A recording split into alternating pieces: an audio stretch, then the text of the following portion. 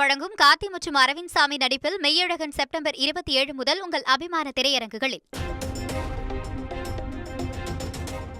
ஹரியானாவில் சட்டப்பேரவை தேர்தல் விறுவிறுப்பான வாக்குப்பதிவு. 90 தொகுதிகளுக்கு ஒரே கட்டமாக வாக்குப்பதிவு நடைபெற்று வருகிறது.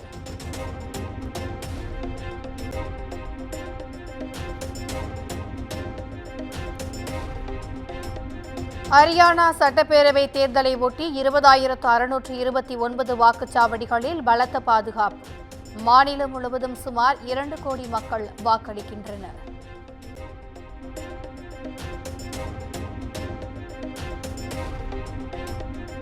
ஹரியானா தேர்தலில் முன்னாள் முதலமைச்சரும் தற்போதைய மத்திய அமைச்சருமான மனோகர்லால் கட்டார் வாக்களித்தார்.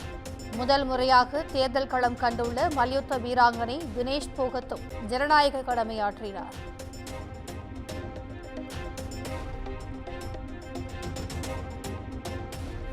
ஹரியானா தேர்தலில் ஒலிம்பிக்கில் பதக்கம் வென்ற வீராங்கனை மனு பாக்கர் முதல் முறையாக வாக்களித்தார். தாயாருடன் நீண்ட வரிசையில் நின்று தனது வாக்கை பதிவு செய்தார்.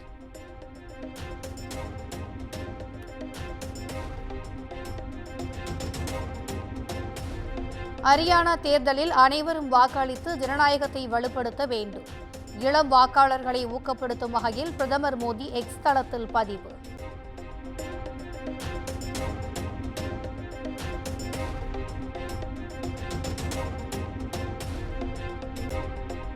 வடலூரில் சர்வதேச மையம் அமைந்தால் புனித நகரமாக மாறும்.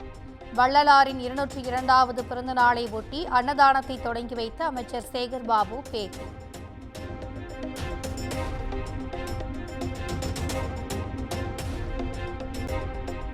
தமிழ்நாட்டில் வடகிழக்கு பருவமழை வருகிற 15ஆம் தேதி தொடங்கும் என வானிலை ஆய்வு மையம் தகவல். வருகிற 9ஆம் தேதி வரை கனமழை பெய்யும் எனவும் எச்சரிக்கை.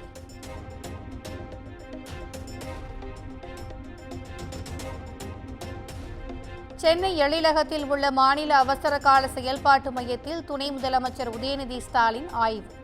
வடகிழக்கு பருவமழை முன்னெச்சரிக்கைக்கான ஏற்பாடுகள் குறித்து அதிகாரிகளிடம் கேட்டறிந்தார்.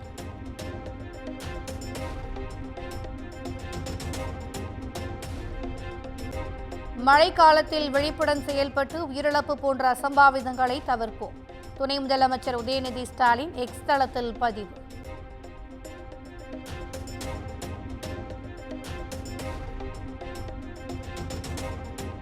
கடலூர் மாவட்டம் விருத்தாச்சலம் அருகே கொட்டி தீர்த்த கனமழையால் இயல்பு நிலை பாதிப்பு.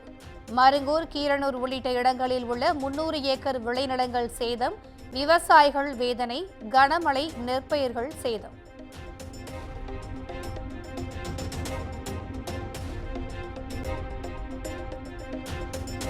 சென்னை அண்ணா அறிவாலயத்தில் திமுக ஒருங்கிணைப்பு குழு இன்று ஆலோசனை. 2026 சட்டப்பேரவை தேர்தல் வியூகம் குறித்து துணை முதலமைச்சர் உதயநிதி ஸ்டாலின் உள்ளிட்டோர் ஆலோசனை நடத்துகின்றனர்.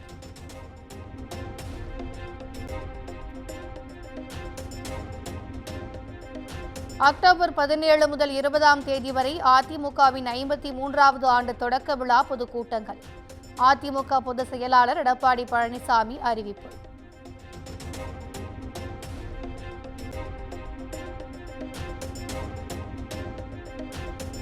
சென்னை அபிராமபுரம் ஆர்கே நகரில் உள்ள தனியார் பள்ளிக்கு வெடிகுண்டு மிரட்டல். வெடிகுண்டு நிபுணர்கள் கொண்டு போலீசார் சோதனை நடத்திய நிலையில் மின்னஞ்சல் மூலம் மிரட்டல் விடுத்த நபர் குறித்து விசாரணை.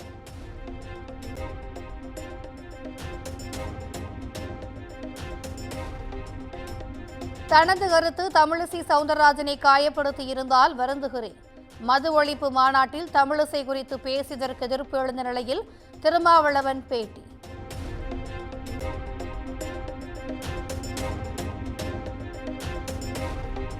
சென்னையில் நாளை விமான சாகச நிகழ்ச்சி நடைபெறுவதை ஒட்டி போக்குவரத்து மாற்றம். அண்ணா சதுக்கத்திற்கு கூடுதல் பேருந்துகள் இயக்கப்படும் எனவும் அறிவிப்பு.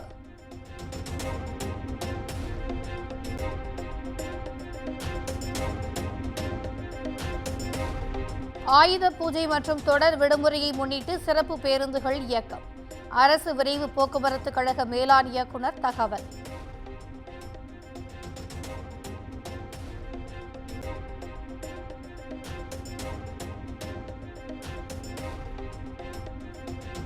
சென்னை மெட்ரோ 2ஆம் கட்ட திட்டத்திற்கு 7,425 கோடி ரூபாய் மட்டுமே மத்திய அரசு ஒதுக்கியுள்ளது. 63,246 கோடி ரூபாய் ஒதுக்கியதாக பாஜகவினர் பொய்யை பரப்பி வருவதாக தமிழ்நாடு அரசின் உண்மை சரிபார்ப்பு குழு விளக்கம்.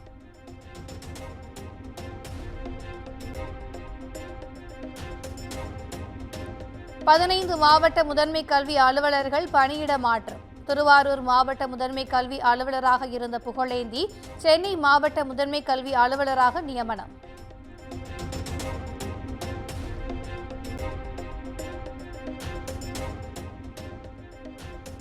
சென்னையில் 24 காவல் ஆய்வாளர்கள் பணியிட மாற்றம். காசிமேடு, திருவான்மியூர் உள்ளிட்ட காவல் நிலைய ஆய்வாளர்களை மாற்றம் செய்து சென்னை காவல் ஆணையர் அருண் அதிரடி உத்தரவு.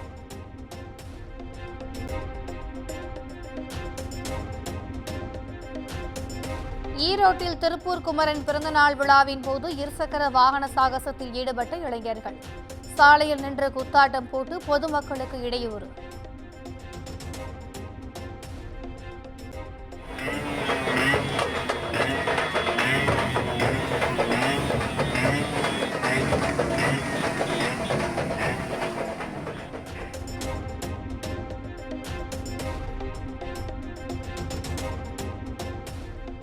வேலூரில் வாகன தணிக்கையில் ஈடுபட்ட போலீசாருடன் வாக்குவாதம் செய்த திமுக கவுன்சிலர். ஆவணங்களை காட்ட முடியாது என கூறி தகராறு.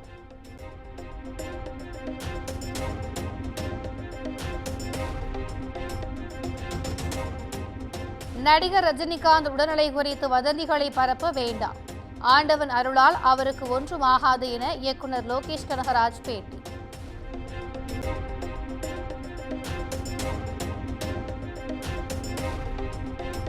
மதுரை திருமங்கலத்தில் உள்ள நடிகர் ரஜினி கோயிலில் நவராத்திரி விழா. கொலு வைப்பது போல் ரஜினி நடித்த படங்களின் புகைப்படங்களை வைத்து வழிபாடு நடத்திய ரசிகர்.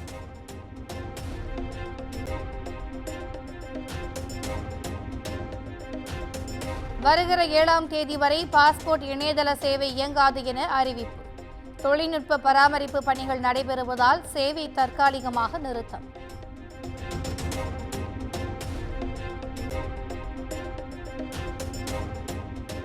மும்பையில் 14,120 கோடி ரூபாய் மதிப்பீட்டில் அமைக்கப்பட்டுள்ள சுரங்க மெட்ரோ ரயில் சேவையை இன்று தொடங்கி வைக்கிறார் பிரதமர். விவசாயம் உள்ளிட்ட துறைகளில் பல்வேறு வளர்ச்சித் திட்டங்களையும் தொடங்கி வைக்கிறார்.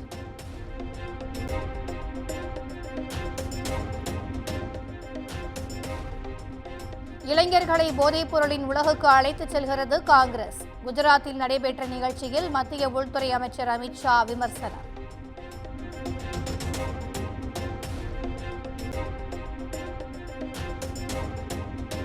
அதானி குழுமம் தொடர்பான பங்குச்சந்தை முறைகேடு விவகாரம். நாடாளுமன்ற கண்காணிப்பு குழு முன்பு செபி தலைவர் மாதவி புஜ் ஆஜராக சம்மன்.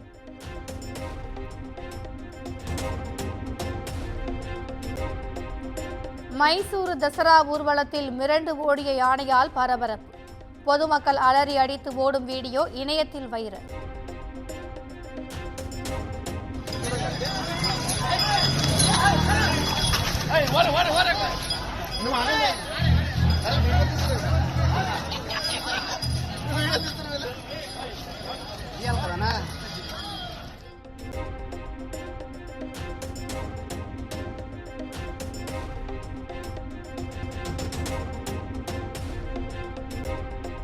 மேற்கு வங்கத்தில் பெண் பயிற்சி மருத்துவர் கொலை செய்யப்பட்ட விவகாரம். தங்கள் கோரிக்கையை நிறைவேற்றவில்லை எனில் இன்று முதல் உண்ணாவிரத போராட்டம் நடைபெறும் என பயிற்சி மருத்துவர்கள் அறிவிப்பு.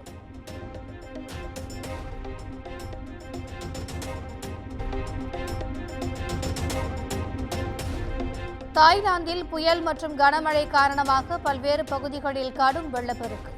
சரணாலயத்தில் வெள்ளத்தில் சிக்கிய யானைகள் பத்திரமாக மீட்பு.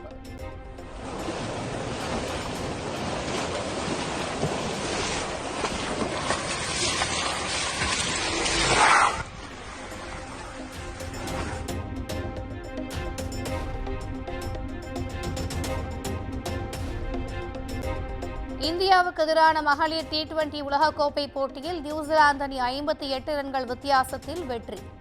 161 ரன்கள் இலக்கு நிர்ணயிக்கப்பட்ட நிலையில் இந்திய மகளிர் அணி போராடி தோல்வி.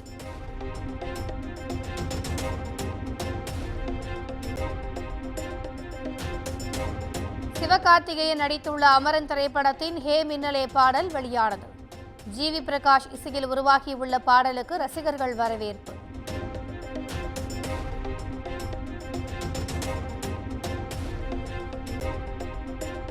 என்டர்டெயின்மெண்ட் வழங்கும் கார்த்தி மற்றும் அரவிந்த் சாமி நடிப்பில் மெய்யழகன் செப்டம்பர் 27 முதல் உங்கள் அபிமான திரையரங்குகளில்.